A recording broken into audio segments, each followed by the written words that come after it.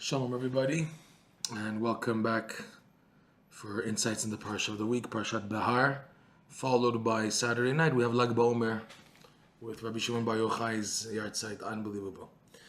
One highlight of Parshat Behar, the main highlight really, is the laws of Shemitah, the sabbatical year. That every 7 years, and every 7 year cycle, the seventh year, it's forbidden to plow and harvest and plow the land and harvest the land like you would normally harvest it. Rather, it's just left hefker, which means free for all. Everybody's allowed to eat from their food. You're not allowed to act like Rashi uses the wording of the sages, like a ba'al habayit. You shouldn't act on the sabbatical year like you own the land, that you have some overstature over other people on the advantage of the fruit and the produce of the land. Why? To remind every Jew that this land is not yours. You're working at 6 years. The 7th year is to remind you that everything belongs to Hashem and you're dependent on Hashem. And the famous question, so what do you eat then if you're harvesting? So Hashem says, V'tziviti et birchati, I will command my blessing on the 6th year. That will be an abundance of produce, or in the 6th year, so it'll be enough to cover even on the 7th year. And like Rashi also points out, that when you come to the Jubilee year, which is the 50th year, which is also a sabbatical, so that means you have the 49th year sabbatical and the 50th year, 2 in a row. So sometimes the 6th year had to produce so much abundance of fruit for the 7th year, which is like the cycles, it's the 49th year of the 7 year cycle, 7 times 7, plus the 50th year, the Jubilee. Okay, and the Torah, with Rashi's commentary, you can see it gives such an emphasis on the punishment for not keeping the laws of Shemitah. Rashi brings down that in the sin, ba'avon the Shemitah, and the sin that the Jews did not keep Shemitah, they were exiled out of the land. And Rashi says, the 70 years of exile between the first destruction and the second temple, the rebuilding of the second temple, those 70 years interval was as a punishment for the 70 years of Shemitah, which means every 7th year. So it's 70 times 10, 70. So you figure out that 70 times 7, that's a lot, of years that the Jews did not observe the Shemitah. And it was such a severe punishment. Okay? First of all, the Jews didn't do it, as a question. And number two, why is it so severe? Why is the punishment so severe for not observing the sabbatical? You get kicked out of the land. Galut. Galut, exile, is because of not observing the sabbatical. There's other mitzvot in the Torah. If you don't observe them, it doesn't say you're going to get kicked out and punished by exile. But here, it's super duper clear that the punishment for not keeping the Shemitah is galut. The question is, why is this so severe? We don't pull the land. It's another mitzvah, but you make a big deal that because of this, if you don't keep it, you'll be exiled to the land. What's so severe that the land doesn't have its rest on the 7th year, that the punishment is so severe that it's exile? Okay? So we need to look at things in perspective. All right?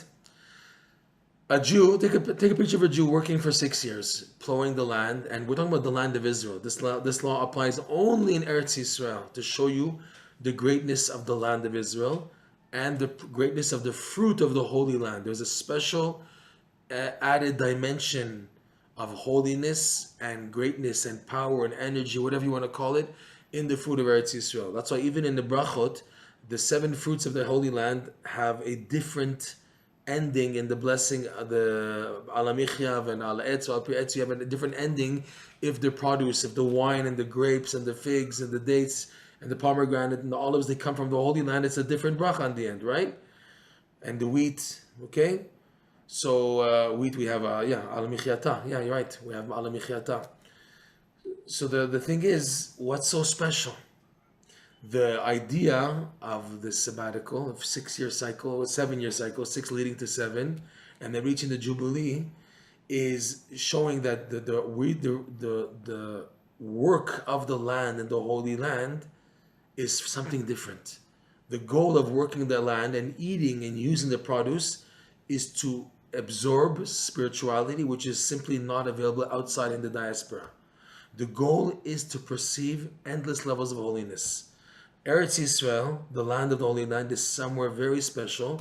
the Cherner Rav, Rav Nachman Goldstein, a major Breslover, a disciple of Rav Nosson, he wrote a beautiful commentary on Likutey Moharan where he connects every lesson in Likutey Moharan to the idea of Shabbat. Okay? In his commentary on lesson 24, and the book is called Yekara de Shabbata, he says clearly that the idea of the Holy Land is that this is a place where a Jew can connect to the infinite light. Technically a Jew anywhere can connect, but Eretz Yisrael is towards that. It's aimed, it's a mission, its energy is to help a person more than anywhere else to connect to the infinite light. So with that said, the idea of working the land, the Jews who worked the land in the time of the temple, even today, in the Shemitah laws, the Ramban says it still applies even till today, the Shemitah, the laws of Shemitah. When Jews work the land and eat of the produce, the spirituality of the energy generated by the food and the working itself, okay, is to help propel a person to the highest levels of spirituality, to perceive the infinite light. But, like Rabbi Nachman teaches in lesson 24, the way to perceive the highest levels of spirituality in relationship to where you are holding right now, the procedure is that you have this momentum and flow of going upwards, but then being bashed. Batash is the Hebrew word. Probably the English word bashed comes from batash. That's what it looks like. It's an Aramaic word, belevatesh, betisha, okay, which bashes a person and pushes him backwards. And once you're pushed backwards and you accept it properly, that's how you build vessels to, yes, receive the light. That's an amazing rule for life. That to advance, you have to be pushed back. You have to be tested with the push backwards and knowing how to accept it properly with simcha, and then you're allowed to advance.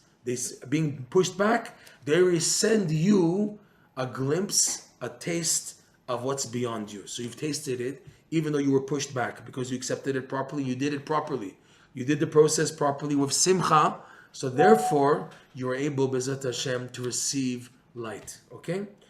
So too, in the sabbatical format, you have 6 years of working the land, okay?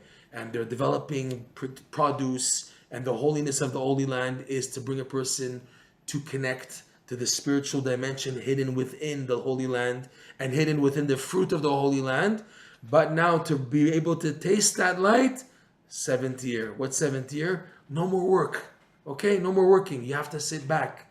You have to train and recognize and accept to be able to stop, to learn how to stop and to have patience.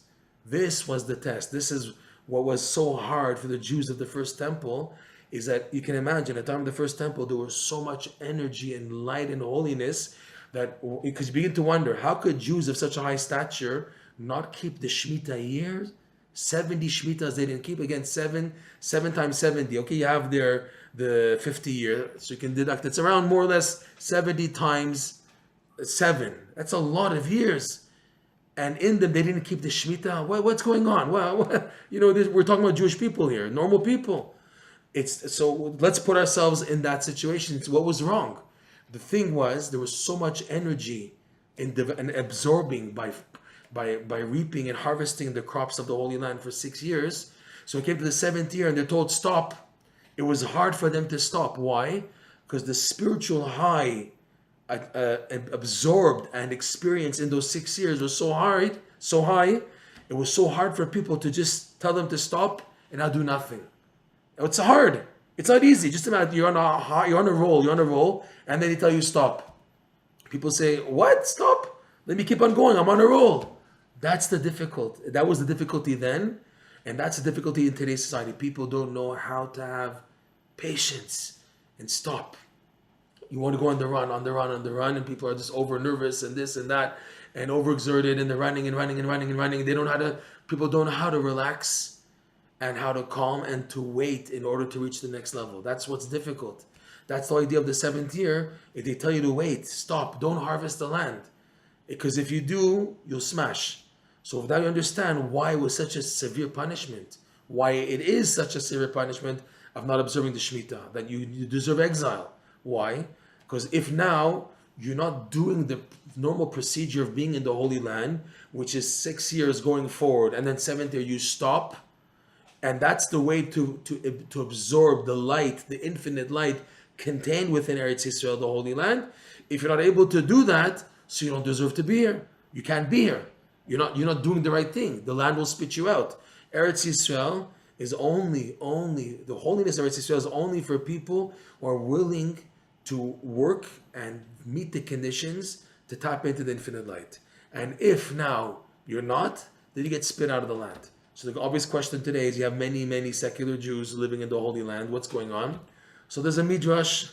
There's a midrash that says that a person who's unworthy, they take the earth from the diaspora and put it under their feet. If they're living here, Jews living in the Holy Land, and he doesn't deserve to be here, so angels come and put under his footsteps the earth, the soil. I guess it's obviously spiritually, if you want to say. It's hard to, we have to believe in the midrash what it says. But they put it under the person's feet, his footsteps, soil of the diaspora. So he's never really walking in Eretz Yisrael. And if he's not walking in Eretz Yisrael, he's not entitled to the light, the infinite light, accessibility, which is found in the Holy Land, which is found nowhere else. Okay? So again, this is the idea of the Shemitah, okay, the sabbatical year, the sabbatical cycle. Jubilee, which is the 50th year, the number 50 always connotes the actual highest level, the Keter. Okay?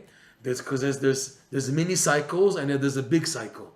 That on a 7-year cycle, it's your 7 years of working and developing to reach a certain level, and then the test is you have to know how to stay and fast, to stay put and be patient for 1 year. Okay, once you've done that 7 cycles and you're ready for number 50, so that's the bigger test. That's really for a higher level of experience of waiting 2 years and being able to wait the 2 years in order to connect to the high level of infinite light contained in the 50th gate. Okay, so this is the mitzvah of Shemitah and the punishment for not doing it. Okay, so now an insight connecting this to Rabbi Shimon Bar Yochai, Lag BaOmer. It turns out to be right after Parshat Behar, right after the laws of Shemitah, right into Lag BaOmer this year. Rabbi Shimon Bar Yochai's holy day of his passing. How is Rabbi Shimon Bar Yochai connected to this theme of observing and not observing the Shemitah? In next week's Parsha, Bechukotai, and there it's listed the punishment for not observing the Jubilee. So the verses say there that once the Jews get kicked out, so the land will finally take rest for all those years that it didn't have that rest for the Shemitah cycles and the Jubilee cycles that were not observed by the Jews. So then when the Jews are in exile and the land has a break because it's barren, no one's working in the land, no Jews are working in the land, so the land can take its break. And there it says also, after all the punishments and kicking the Jews out into exile, Hashem says there in Parshat Bechukotai, Va'af gam zot biyotam be'eretz oivehem lo me'astim ve'lo ge'alti lechalotam ki ani Hashem Elokechem. Hashem says, and even though nonetheless the Jews will be in exile, I will not be disgusted with them. I will not be ma'us. The Jews won't be disgusted for me. And even a harder term, v'lo ge'altim. Ge'ala means really sickened. Hashem says, I won't be, disgusted and sickened by the Jews and destroy them. Lo ma'astim ve'lo ge'altim lechalotam, and decide to destroy them. Hashem says, I won't destroy them. I won't be disgusted by the Jews and say, look at them in exile. Look how they're low and they're fallen so low in assimilation and no Torah observance. I'm just going to destroy them. Hashem says, no. Even if the Jews are in exile, I won't become disgusted and sickened by them and destroy them. Okay, so what's amazing? The word ge'alatim, which is really bad, really sickened and disgusted by somebody. Let's take a look at the word ge'altim. You have Gimel, Ayin, Lamed, Tav, Yud, Mem. It adds up to Gematria. This is amazing.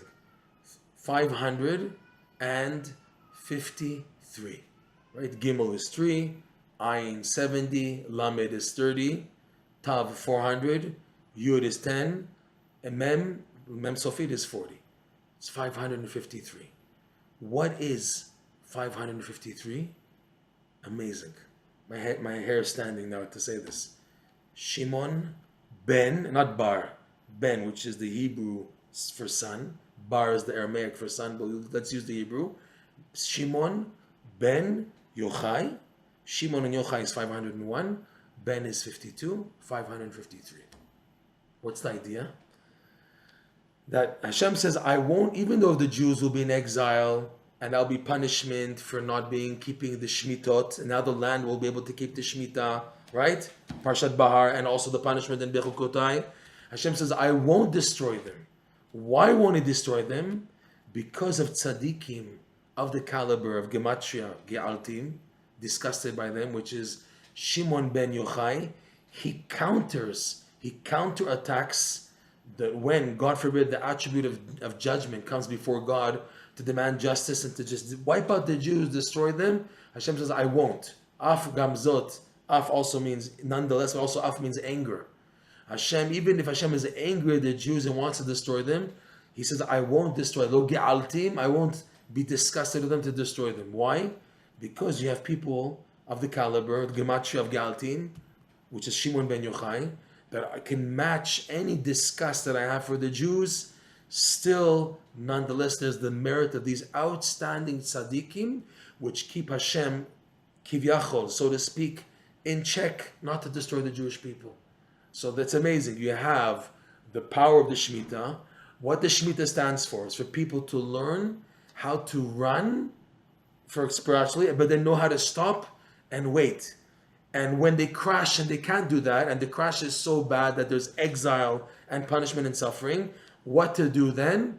We have the tzaddikim or gematria ge'altim, which is Shimon ben Yochai, who counter any disgust and being fed up of us. To counter that, we have the merit of these tzaddikim to protect us, even in exile. Lo ma'astim v'lo ge'altim, and I won't be ge'altim, I won't be disgusted and fed up with the Jewish people to destroy them. In the merit of who? The merit of people who are gematria ge'altim, Shimon ben Yochai.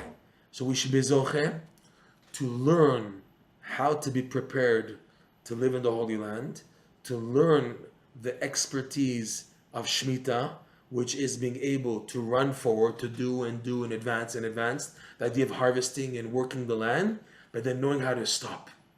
The seventh year, to take a break, and this applying to even daily struggles, daily living, where you have your spiritual highs and then you have a crash, you have a waiting period, and you expected not to crash. You're expected to wait in order to handle what's going on and to be able to get back up on your feet and continue. Where most people, when they crash, when they have a light and they push back, they crash totally, God forbid, because the ascent wasn't done properly. It retroactively shows that people were not happy and humbled when advancing. Just to forgot themselves. Hey, I'm the top of the world, I'm top universe, I'm better and bigger than anybody else, and they lose perspective and crash. Whereas a person, when Hashem enhances him with light to advance, he's humbled even more. Hashem, thank you, I'm so undeserving. Thank you, Hashem. And he's so the thanksgiving. Then he's able to handle when the light is withdrawn, and then he does fall back, that he doesn't crash. And even if he does crash, it's like for a moment, he knows how to get up right afterwards and pretend and act, nothing happened. We're starting again, starting from fresh, a new beginning, great. That's what's needed, okay? And in the merit of tzaddikim, like Rabbi Shimon Bar Yochai, we should have the merit to be able to handle this light, the conditions needed to be in the Holy Land, and in order to perceive the light contained within the Holy Land, which is the infinite light, and as a result to be a vessel to receive the coming of Mashiach, B'ezrat Hashem. Shabbat Shalom Umvuach.